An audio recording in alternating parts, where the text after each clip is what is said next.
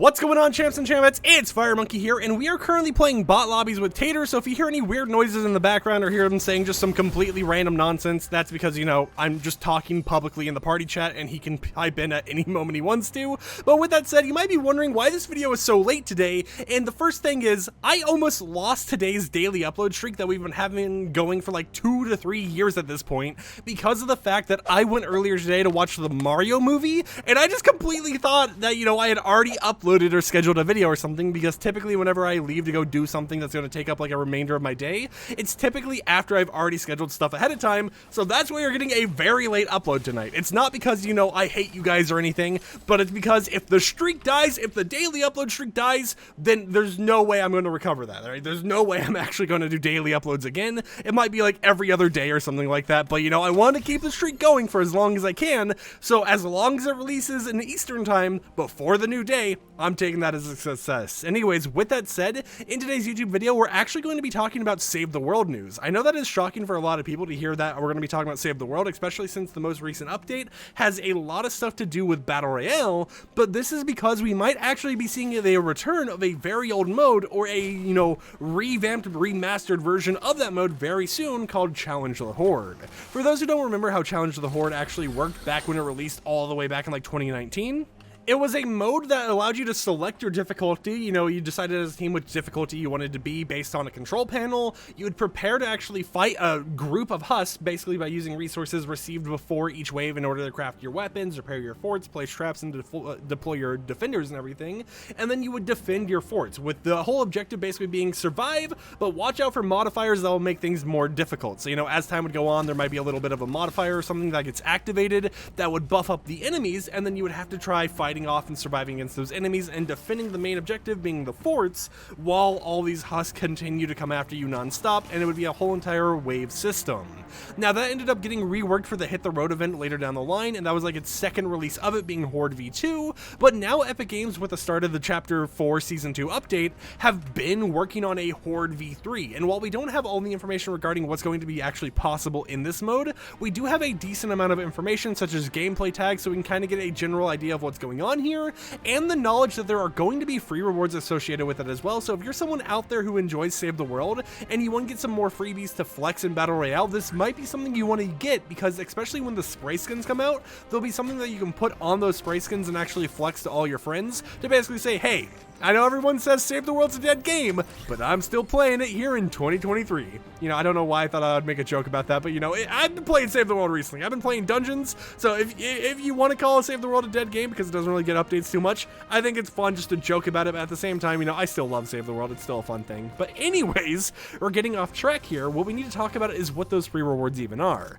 Thanks to G-Matrix Games over on Twitter, who's a friend of the channel and everything like that, we found out that there's 2 new spray rewards being worked on for this Horde v3 system for Save the World, just being called level 4 and level 5 rewards. And what I think's going on here is that it's not going to be like you're going into Horde Rush, or I guess, you know, not Horde Rush, but, you know, Challenge the Horde or whatever this v3 version is, and you're not selecting to do level 4 of Challenge the Horde, but instead it might be related to the quest system, because I know with like Dungeons, for example, in order to get some of the rewards, you go through a whole entire quest system with stage 3 or stage 4 giving you a different reward, such as a banner or something, and it's something that you slowly get revealed to you over time as you continue to do those free reward systems. I know for me personally, since I've been doing Dungeons a lot, I've actually been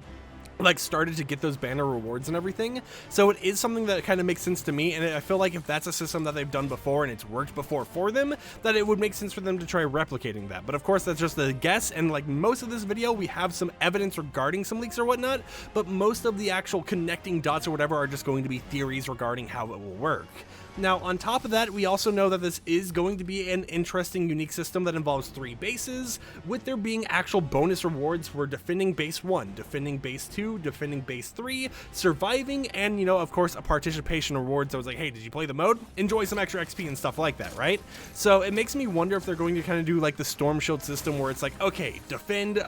base, the main base for this round or this wave or whatever. Are you on wave 5? Defend base C. Are you on wave 7? Defend base B. on wave 12 defend all 3 bases at once or something like that, right? And I feel it's going to be a system like that just because it actually makes sense to, stuff Epic Games has done before, but we do at least know that there's going to be some bonuses for defending those bases successfully and not letting any of them get destroyed. On top of that, we know that it has a gameplay type of pillar, so it makes me wonder if these bases are going to be pillar themed. Maybe it's like a little castle going upwards in different areas, right? And that's what you have to defend, or anything with trap tunnels or whatnot. We really don't know, but we do know that they are working on it, and it gives us a little bit of an area to theorize what Horde v3 could even be. But this might be something that releases next season and not this one, because they have a whole entire weekly system planned out with 10 whole entire weeks worth of challenges a part of it. So it's like a thing where it's like week 1, you have this challenge with this modifier or something, right? You do those challenges, get some free rewards. Week 2, you have a different set of modifiers and challenges or whatnot, do those, get some free rewards,